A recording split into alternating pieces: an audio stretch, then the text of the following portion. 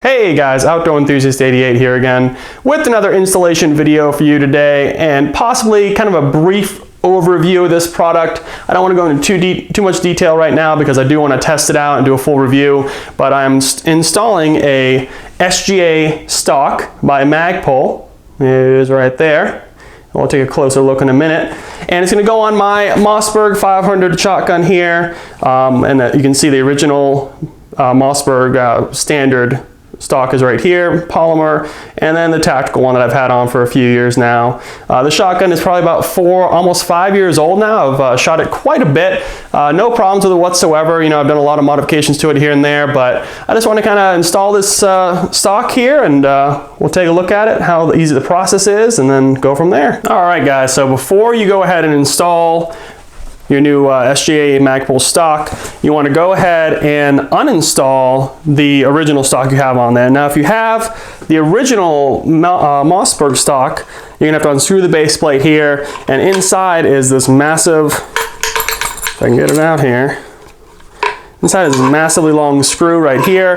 You're going to want a very long flat head, and you go and unscrew it from there, and it will eventually come off and the whole stock will just pop off. You don't have to remove the trigger assembly at all. You don't have to really do anything else to the shotgun. It's all based out of the butt stock here. So that's this one right here. And then if you go and have your more of a tactical stock like this one, which I have, obviously before you even touch the shotgun, you want to make sure it's empty. There you go, nothing in there. And what you want to do is remove your stock here, your little collapsible thing. There you go. Take that off, and now you have, all you have left is right here on the buffer tube. You're going to want to go and take your castle wrench here, and you're going to want to go and crank that off, and I'll do that off video real quick, and then this will unscrew. You'll take all it off, and then you might need a flathead screwdriver, and you might need a hex key depending on which assembly you have. So I'll take a look at that. Let me get this screw off right here. That wasn't too bad. I had cranked this down at one point, so I didn't want to have to struggle on the video, but now you just go and once that's unscrewed all the way backed out, you have this kind of anti-tilt mechanism here, anti-rotational mechanism actually.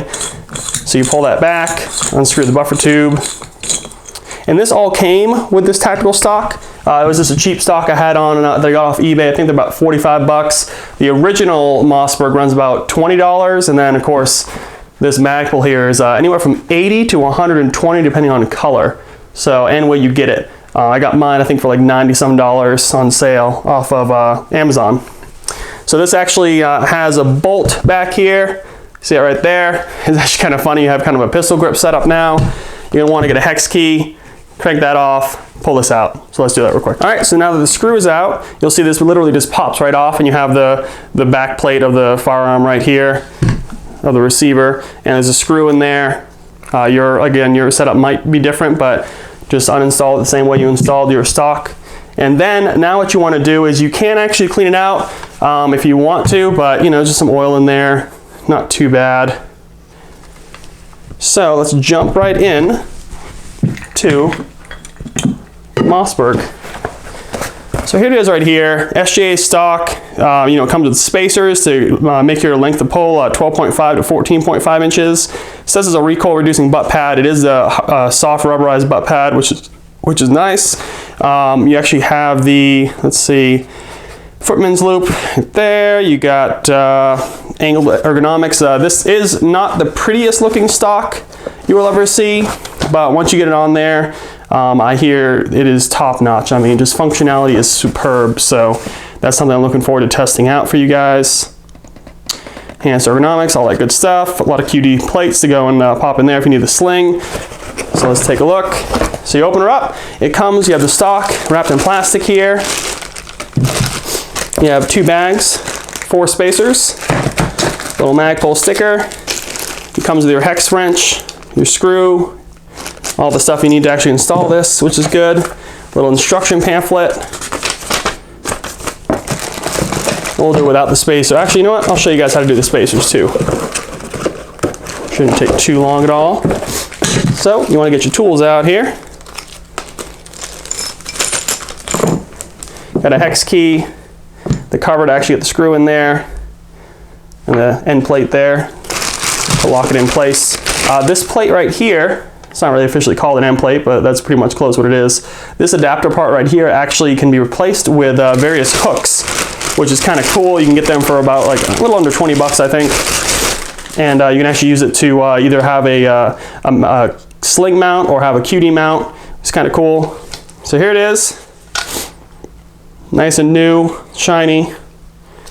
There's the soft rubber. You can see you can push it in. It's not stiff like some of the other pads are, and it's much better than the Magpul MOE stock that I had on here. So this should help with some ergonomics, possibly with some accuracy, help save your shoulder after, you know, a couple hundred rounds, kind of thing like that. So, and we'll test this out fully.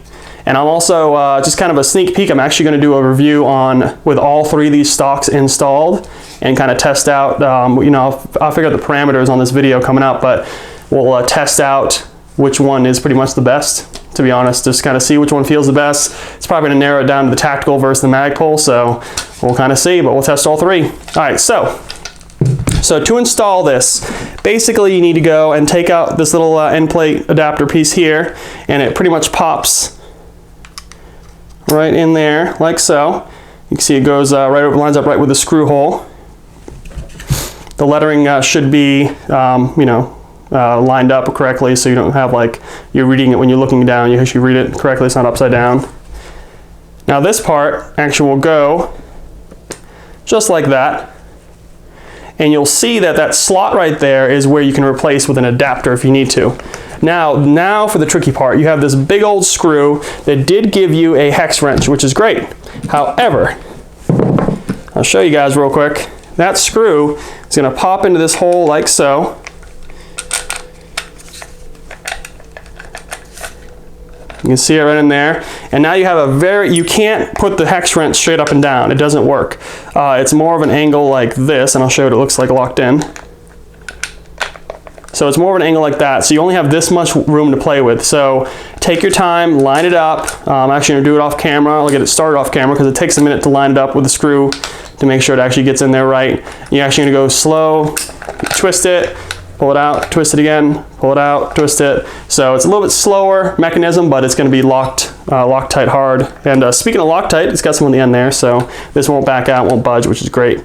So let's go and get this started. So as you can see, I got it started. It's best to actually point the muzzle straight down to the ground and lean it on the floor, and then just kind of slowly start getting those threads to line up correctly, because you can see it's a slow motion turn to kind of crank this down, and there are kind of serrations on the screw right there on the side to help you, but they're not very useful, especially as you get this thing really going.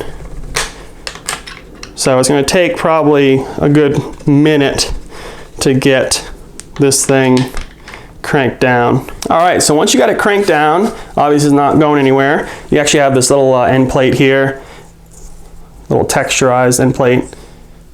You actually just go and slide it in here. I believe it's bottom first, yep. There you go. So now if you ever need to remove it, you can actually go and pop a hex key in there, maybe a bullet tip or something, and pop it out. But here is, like I said, it's not really a review, but here's the basic ergonomics behind it.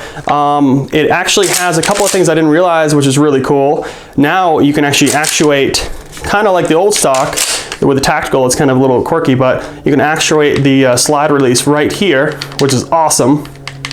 So now you can go and actuate with your other finger. Whereas before, with the other one, you're kind of gripping it, you have to kind of like push your thumb up. It's kind of awkward. This one is middle finger, can hit it right there, which is awesome. So moving on back here, now that it's installed, it does come with the spacers, which I mentioned, but you can also get cheek risers if you want to put like an optic on there. You have your sling mounts on either side. What you want to do is you take a good screwdriver, good flathead, pop it right in here. And these are QD attachment right here. Pop those out. So you can put QD swivel on these if you need to. One in the back, one in the front. Just go and run it either single point, 2 point. Obviously Mossberg 500s come with a sling mount in the front, so you can do it that way. 2 point. I'm probably going to get the adapter that I mentioned that fills this slot right here. Have that for a single mount QD sling. So this screw comes out, has thread locker on the side. There is a bolt that is locked in place right here, or a nut that is locked in place where the bolt was. Now this is gonna be a little stiff. You wanna just kind of slowly crank it out there without knocking everything off the table. There you go. So it's just this little slotted area here. You can actually switch these out. You can see the screws right there. Like I said, this is a nice rubberized butt plate. But now you can go and take your spacers.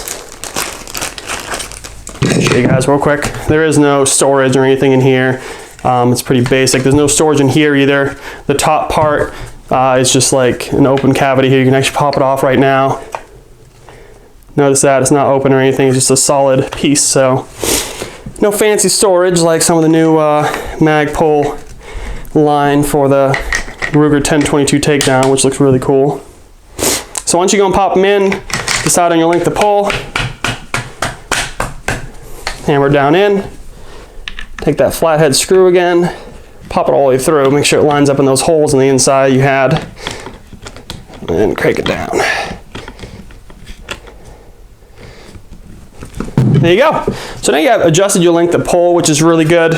I see a lot of people without any of the spacers, but it does come with 4, so you can actually push it out to about here, which is great. So, well, there she is, guys. Hey, you know, that's pretty much it. Look for that next couple of reviews. I'm going to do a review on this stock, shooting it at the range and all that good stuff, as well as a review of all 3 of the stocks I have. Kind of see which one shines the most. So, well, thanks for watching, guys. Hey, subscribe to the channel, like this video. Let me know if you have any questions below. I'll try to answer them, and have a good one.